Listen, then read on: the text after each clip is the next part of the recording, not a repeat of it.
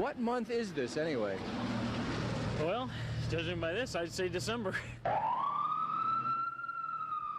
It seemed like a month full of work for area firefighters. The calls kept coming in. Okay, it'll be just east of the Twin Lanterns. What do you have there? Wires on the fence. Wires on the fence. See you, bye. The trucks kept going out. And the wires kept coming down. The power is out in the almost entire Green Township. It was about 6 o'clock. I usually get up at 8.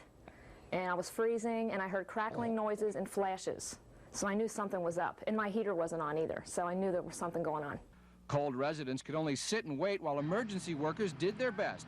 In Green Township, for example, the fire department got 100 calls between midnight and 9 in the morning. Usually there's just 4 or 5. And with wires on roads or on houses or buried in trees, it was time for extra caution. We always treat them as if they're alive. Even if we are absolutely sure that they're not, we always treat them as if they are alive, because you just never know.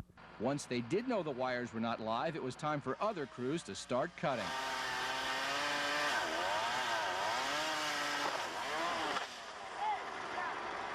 By late afternoon, the number of emergency calls had slackened off, leaving homeowners and car owners to deal with messes like this, fallen limbs on top of cars.